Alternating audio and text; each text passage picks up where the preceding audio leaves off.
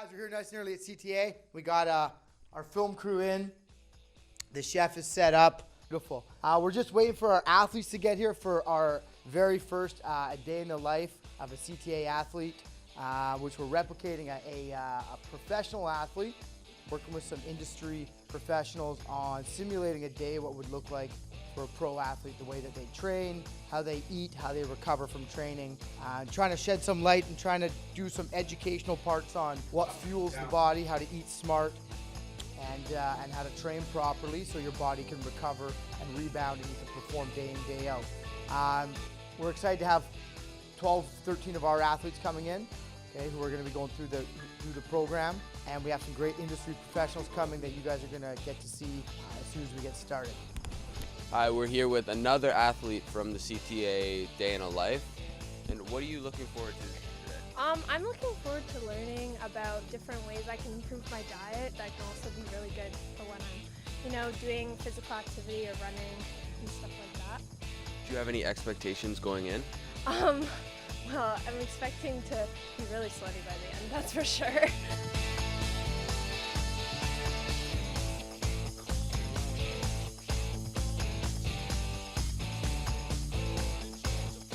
Sprang from CTSN. I'm here with Solomon Gornstein, student athlete for CTA.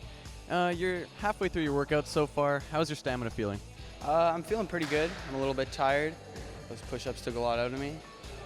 Not excited for the beep test, but got a lot of good food. It's going to be a good day. Yeah, having a good time? Yeah, I'm having a good time. Back to you. Good afternoon. My name is Andy Muto. I'm a wellness chef here in Toronto. I have a cafe in the city of Vaughan. I teach and I educate in how to eat smart. I also work with high-performance athletes from different genres of sport, including baseball, soccer, hockey, football, track, swimming, tennis, and generally to teach people everywhere about the simplicity of how to eat food that will help support the body and the performance. I found the young people here were very receptive, and I found that they were very open-minded to the things that they were going to learn. The first thing we prepared was obviously our breakfast, because in the life of a professional athlete, breakfast is important. And the problem is that these days there are many schools of thought that there's not enough time to make good food.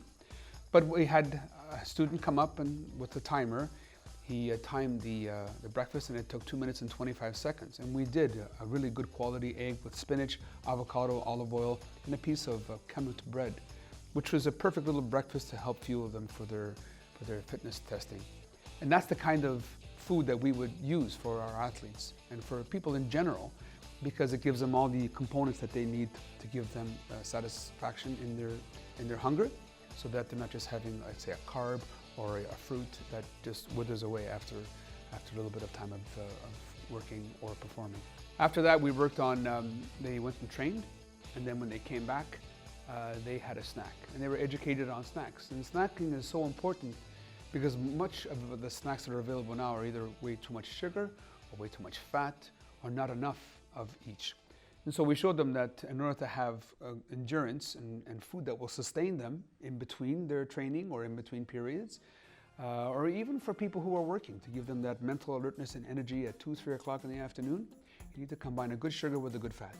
And we're not talking an animal fat, we're talking like a coconut oil with a mango, or we're talking a banana with some seeds, or an apple with some almonds.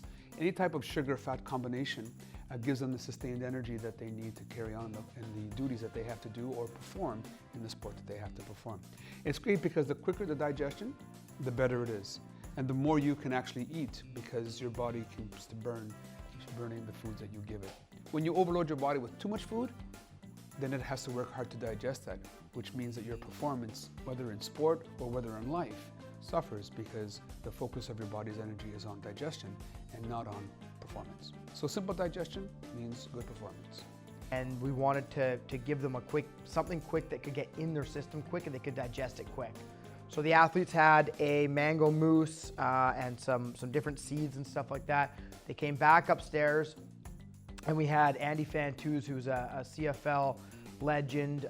Now he's a personal trainer. He works with a lot of high-end athletes, but he also works with people that are starting to learn how to connect the brain, the body, he brought them through an athletics training system style where the students had put a lot of, they use gravity and force, they put a lot of a load on their bodies through their movements. A lot of concentration. The students had to be very focused in this, and it was a really good workout for them, really educating. Now, after that workout, the students that was a lot more strength, okay, not as much on the cardio side, so we did a lot more strength there. The students came back downstairs. They came back and lunch was prepared for them. And the lunch was very simple. It was a salad made with baby kale and greens with a vegan Caesar dressing. And it tastes almost pretty much like a Caesar salad is what we did. And then they had some brown rice with a zucchini pesto, which is dairy-free and nut-free, and a piece of Ontario local raised chicken with some of that pesto on top. It was a thigh because the thigh offers more iron, more fats, and in general it has more, it is absorbed by the body better than just a dry piece of chicken breast. And so by doing all this, each stage of the athletes were asked how they were feeling, and they were feeling great, which is perfect because you want them to feel light, energized, and move on to the next. And so that by the end of their session, they had a full day's worth of food, even though they didn't realize it, but they still felt that they could eat more. And that's good. And that's a good thing, because there's nothing better in life than to enjoy good food. That's what I think. Brendan Dunlop reporting here at CTA, joined by CFL legend Andy Fantuz, who ran the kids through the paces today. What lessons did you teach the kids in the gym earlier? Most importantly, it was just about recognizing what's going on with their body, creating more self-awareness, and all our exercises were focused on pulling their body into proper position so that when they go to absorb force in their sport, in the next phase of the training, their body will be ready and they're not going to get injured. So it's the safest and most effective way to increase your tendon resiliency, your joint strength, and your muscle memory so that you can continue on in a safe fashion and continue to excel and maximize your performance ceiling. It was awesome. It was great seeing them come here bright and early, get the day started, see what a important meal is to start the day, and just seeing how excited they were to experience something outside of the classroom, beyond the sports broadcasting class and SHSM. It was great to see this group come together, not only experience meeting different people, important people in the business. Yeah, it was a great moment as a teacher to really witness students experiencing a really great time.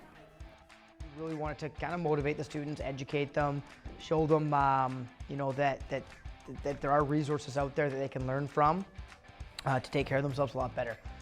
We also had Adrian Parks in, who is a filmmaker and a producer. He was in helping on the production side of things. So a lot of our students that are kind of behind the scenes that you guys don't see every day were out there working with him a lot.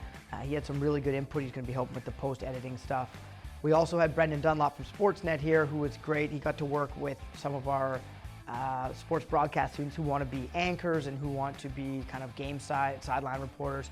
He got to talk with them a lot about how to look at a story, how to research the games, how to watch games, how to have things to talk about that might not be something you might not think you use or something you might not use at all.